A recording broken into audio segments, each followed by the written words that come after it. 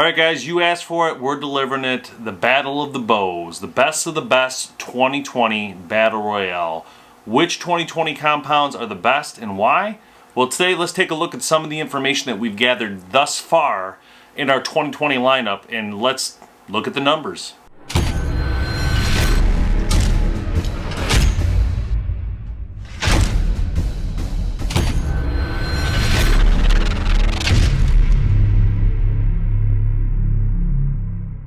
So the new Kure axle-to-axle, about 31 inches, weight 4.6 pounds, IBO speed of 335 feet per second, let off to 70 to 90, brace height 6 and 9/16, draw lengths from 23 to 30, which is pretty good. Really good. That's a pretty wide span there, and peak weights 40, 50, 60, 65, and 70.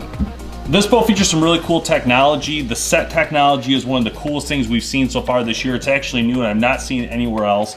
And basically what it stands for is simplified exact tuning. And what it does is give you micro adjustments of the cam, but doing it in the limb pocket area. So it's a little bit different than if you adjusted it at the cam level. So this is supposed to help and make it simple tuning process. You can do paper tuning, walk back tuning, bare shaft tuning, broadhead tuning, basically all this with no bow press required. The bow also features the new stable lock pockets. It's a completely redesigned pocket and it's a little bit wider, so it locks really good to the riser, and it helps with the bow and keep it more accurate and precise. They also added the Versa mod system, so again, you can adjust your draw lengths from 23 to 30 inches in 1/4 inch increments, which is really cool. Makes it really fast. You don't have to swap a mod or anything like that. They added the linear tunable roller, and in that thing, it looks really nice. I think they've used that one before. Yeah. I'm not positive, but it looks like I've seen it.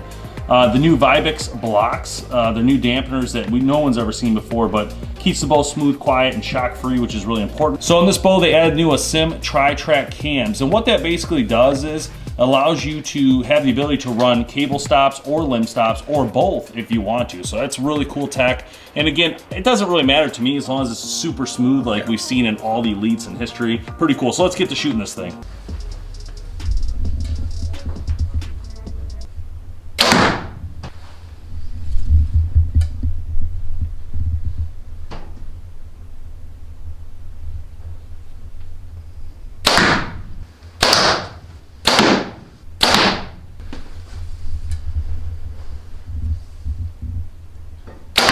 Hoyt Carbon RX4 Ultra. So the speeds of this bow are up to 334 feet per second. The axle is 34 inches, brace height is 6 3/4 inches, and the mass weight is 4.1 pounds. This bow retails for around $17.49, so it's not your cheapest bow in the market by any means, but again, it is carbon, so it's ultra light and gives you that really nice feel and warm to the touch feel.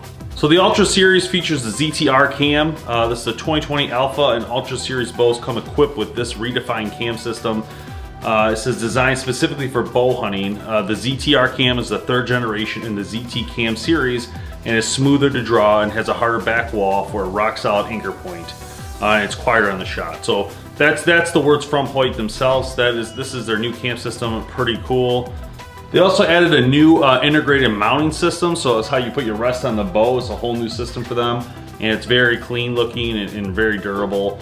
Again, they use the Hoyt carbon technology with their carbon, and the bow looks great. The riser has a great design to it.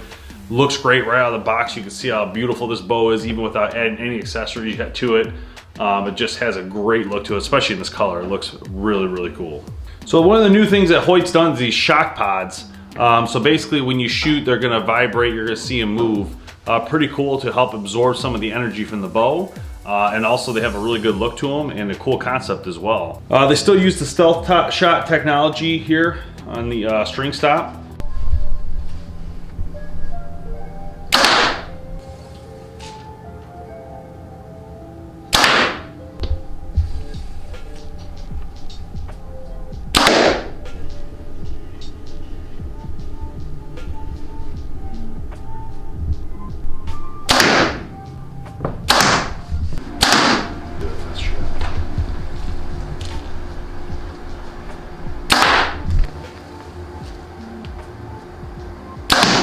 Hoyt Carbon RX4 Turbo. So as far as speed, it's rated at 350 feet per second. It's a 31-inch axle-to-axle bow with a 5 7/8 inch brace height, and it's coming in at 4 pounds. All the standard colors ordered from Hoyt. You've got your Under Armour Forest, you've got Realtree Edge, Kure Verde 2.0, Subalpine from Sitka, you've got Elevate 2, Storm, Blackout, you got the Cameron Haynes Keep Hammering Edition, the Bone Collector Edition, the Realtree Edge Bone Hammering. I mean, there's tons and tons of options. Hoyt's always had a ridiculous amount of options, and that's just the hunting side. Of course, they've got target colors too with some really sexy looking limbs. So you got lots of different options with this bow. So Hoyt's kind of innovated the way you're buying bows from Hoyt, or at least the way you're shopping for Hoyt bows. They've introduced 3 new series this year called the Alpha Series, the Ultra Series, and the Turbo Series. All 3 of them are going to have options in them. This bow right here, the RX4 Turbo, falls of course into the Turbo Series. So we're going to go ahead and click on the Turbo Series here, and of course it's going to pop right up with the RX4. So this bow has the brand new redesigned ZT Turbo cam. This is definitely the fastest cam offering that they've offered on a carbon bow.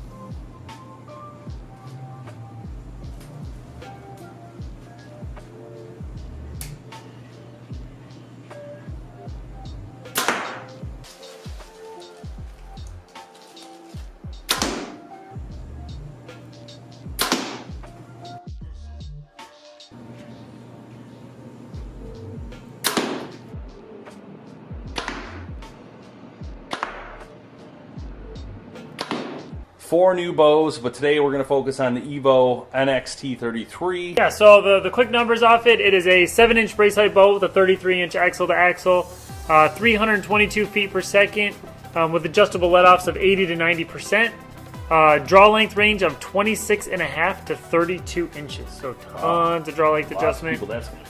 Draw weight peaks in 50, 60, 65, 70, and 80. 10 limb bolt turns, which means you got about 15 to 20 pounds of draw weight adjustment. And then you do also have the option of the 65 to 75% let off mod to increase the speed by about 5, and then your fast let off mod for about an extra 10 feet per second as well. Yep, so this is the Evolve cam. So this is actually the 3rd generation bow we've seen from PSE with the Evolve cam in the hunting lineup. The first one we saw was the Evolve 31 and 35, which I really liked those bows. We then saw the Evolve 28 in the shorter axle-to-axle, and then we got, last year, we got the Evoke 31 and the Evoke 35, and the new Carbon Stealth as well.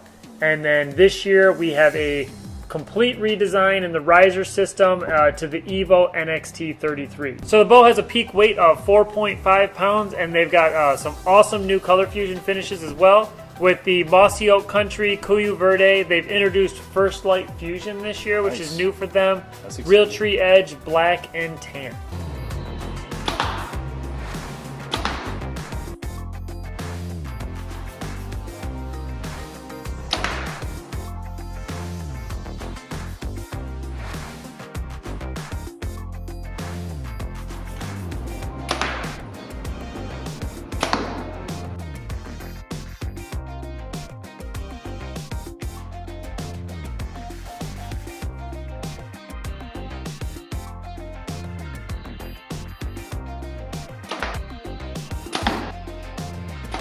The new Expedition Mako Series MX16. IBO of up to 352 feet per second. We have weight at 4.2 pounds. We have an axle-to-axle at 32.75, so 32 3/4. A 6-inch brace height. Peak weights at 40, 50, 60, 65, and 70. Modular draw length adjustment, which does not require a bow press, which is going to be very nice. 80% let off, which is slightly adjustable too. You can give it a little extra, a little more. It's all going to be in how you manipulate the valley of the bow. Standard riser colors are in Realtree Timber, Realtree Edge, Realtree Escape, which is a new pattern from Realtree, Molten Black, Tactical Sand, and OPS Green. They do have a bunch of standard bowstring colors, standard bowstring colors are going to match the camos as well. And limb finishes are going to be in Real Street Edge, Real Street Escape, and Molten Black. So this one's in the timber, which looks really cool. It's the first time I've actually seen it on a bow. It looks great. Definitely something new and different. So the bow, again, has some really good specs to it. What was our weight again? 4.2 pounds. 4.2 pounds. So that's a good weight. It's right in there, right where it needs to be. Again, we've been seeing the bows now, I feel like, edge more towards 4 to 4.6 this year than we've seen in the past, where the past has been more like 3.8 to 4.2. Yeah, we're seeing the lighter weight bows strictly be carbon. If it's under 4 pounds, we're seeing it as carbon. Anything in aluminum and axle to axle above 31.5 is going to be in that 4.5 to almost 5 pound bow. Yeah, very cool.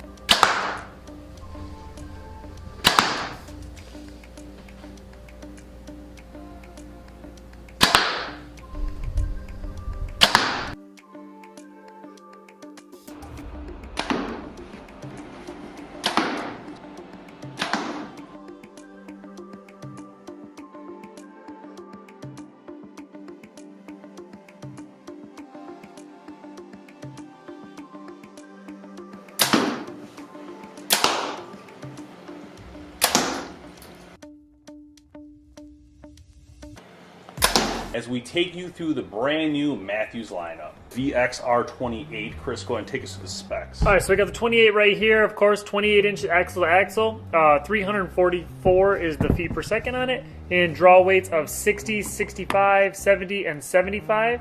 Now, one of the things they did do is this is a switch weight model bow, so which means you can change your poundage with just the mods, just like you could on the Verdicts last year. So switch weight technology, different let-offs, different poundages. You can increase it from that 60 to 75 pounds just with mods changes. Nice. So, and then of course, once you put that mod in, you have up to 10 pounds of adjustment down from there. It's a 6-inch brace height bow. So as far as weight goes, the bow weighs 4.44 pounds. And then we've got let-off options of 80 to 85%. Of course, the cross-centric cam system with the switch weight technology, and comes in at an MSRP at $10.99. So, all right, so moving on to 31.5. Let's go through the specs real quick on that one. So 6-inch brace height bow, 31.5 inches axle to axle, draw lengths of 26.5 to 31 inches. Same draw weight options you had before. Again, still does have switch weight technology. Let-offs of 80 or 85%. Physical weight on this bow is 4.66 pounds, and MSRP on this bow is $11.99.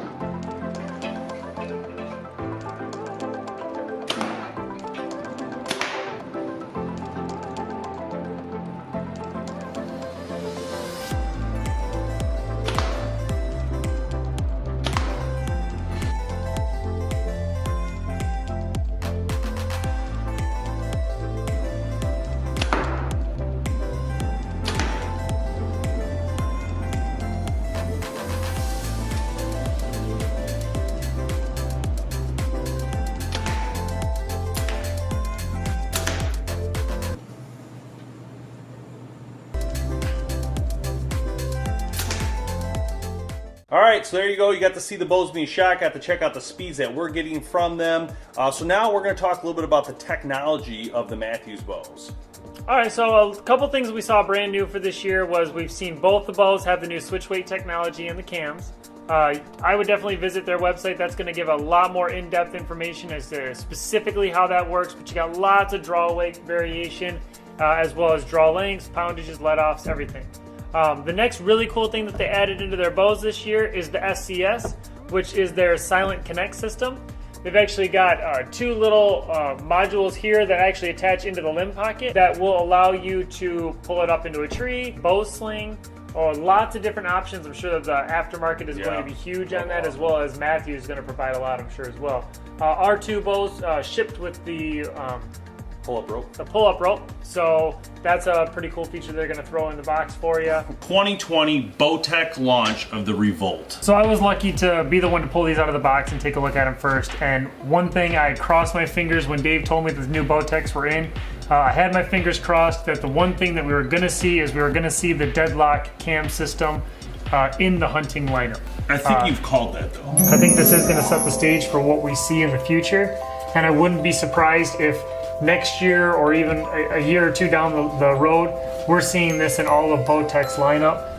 We kind of made that comment earlier on the past Reckoning videos we did, and you said that the next thing that most likely would happen is we would see this move to the hunting, so you can get the perfect tuning bow. Yeah, and when I was actually playing or working with the Reckoning on that long distance shooting this year, that was one system that I found so easy and repeatable for me to get the exact flight I wanted out of multiple different arrows to really get every ounce of performance out of the bow I could. And the 35-inch bow kind of falls into that hybrid mark where it's a great 3D and target bow, but it's also a realistic hunting bow. I actually had the opportunity to sit down with the Bowtech rep and chat for a little while, and he actually said it was probably one of the best hunting bows he ever built. And then kind of gave me that weird look when I said, well, is it going to be in the hunting cam? Because I always ask questions. So when I opened the box and I saw that system, I was very excited. It lets me know kind of what direction Bowtech's taking their lineup and how much they care about the end user. So Bowtech comes off the Realm series. So you have the SS, you have the Realm X, you have the Realm. I mean, they had a great series with those bows. I really enjoy shooting the SR6. Great shooting bows. Then they come out the Reckoning in two different versions, about a 35 and the 38. Yep. One was for, I guess, 3D and a little bit of target, and the other one's definitely more target, the 38, right? Yeah, 38 would fall more to the target realm, whereas the 35 would be more of a hybrid bow. Yeah. Who's kind of taking it to the next level and maybe taking a step back and saying, what are the things that matter the most to making the most shootable platform for everybody? That's why we get the comfort mode, we get the performance mode, we're getting bigger brace heights. I mean, the bow IBO is at 335 feet per second, so it's not a slouch at all. That's a bow that's really performing at those speeds, being that it's a 30-inch bow with a 7 3/16" brace height. And I won't sugarcoat it, there's a lot going on with this cam system, so that's going to add a lot of weight. So there is going to be some takeaway from that, but still to be performing at 335, that's excellent. So a little bit more into the specs to kind of let you know who's this bow is going to fit and what's available. So the Revolt goes from a 26-inch draw length all the way out to 31 inches, so that's a pretty long draw length for a short bow. This is a huge variety. Axle to axle again is 30 inches. IBO is 335. Weight is coming in at 4.4 pounds, and it has draw weights with peaks of 50, 60, and 70 pounds. So you're getting a perfect hunting bow in my opinion. And then when we go up to the Revolt X, let's talk a little bit about that, because I know we've been kind of jumping over how awesome the new brace height is on the Revolt. Yeah. And it's a 6.5-inch brace height on the Revolt X. And let's talk about why that, I guess, isn't a bad thing either. At 35 or 33 inches axle to axle, you're getting a little bit more forgiveness with the longer axle to axle. So a little more accurate platform because of the longer axle to axle. Now, what they can do there is they can shorten the brace height a little bit to give you a little extra speed. So whereas the other one IBO'd at 335, this one IBO's at 340. You get the same draw length adjustment from 26 to 31, same peak weights 50, 60, and 70, and you only gain 0.1 pound with the extra 2 inches of bow. Wow, so that's crazy. That's a lot going into it. A little bit they did with some limb angles. We can see the limb pocket angle is a little different, so there's not a ton more riser being added. But I think that's how they got the brace height where they did.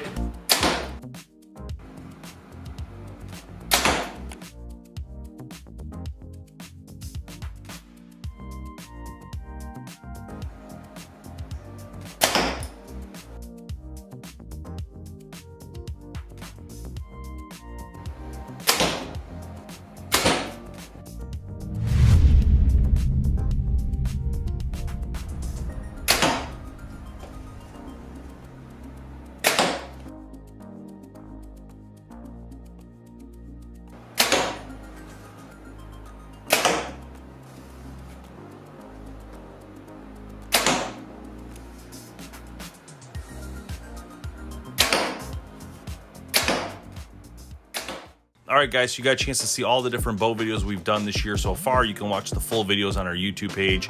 I just wanted to point out, this is all the data. So I took all the data and compiled it into this Excel file.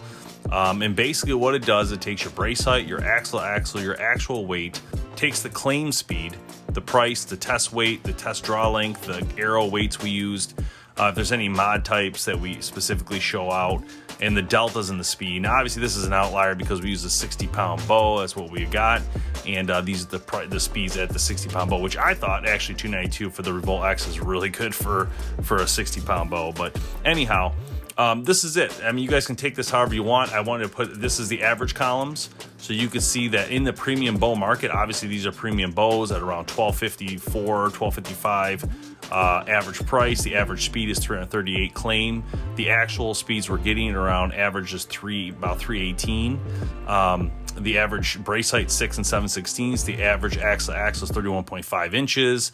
Again, you know, and then I have speed deltas, and what this showed right here is basically is going to take your 350 grain minus the claim speed. Now, don't get me wrong, they have different ways they do their testing. They use different draw lengths, different arrow weights. I'm not sure what they use in most cases, but we're using a whisker biscuit, and we're always given about 10 to 15 feet per second. We think there might be a difference. So the PSE was definitely the closest, and on their website it actually had a range, and I took the highest of the range, so therefore it actually was a little bit, it would be less than this if you used a certain way of using the cam.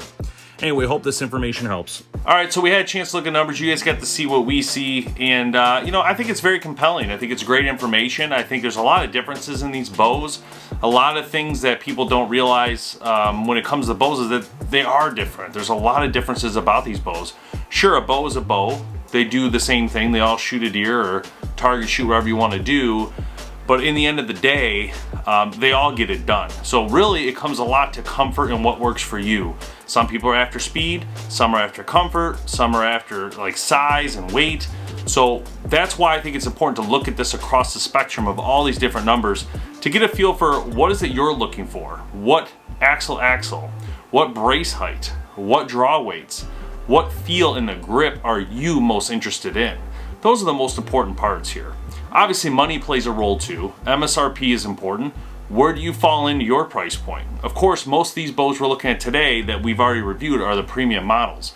And all we're really doing today is doing the ones that we've actually had in the studio. There's still a lot more bows to go. Bows like Athens, bows like Bear Archery's new lineup, Prime lineup. So there's a lot of different bows that didn't make this list only because they haven't been on the show yet. So hopefully we'll have those in the future. You guys can see more and then make a decision for yourself. But from what we have thus far, I think it's a pretty cool information, and it'll also keep you more up to speed on what's out there in a quick rundown video compared to watching each video individually. At least this will let you factor in and go to which video you want to look at, which bow you're most interested in. Again, thanks for watching BowHunterPlanet.com. We'll see you next time on Test Lab. Take care.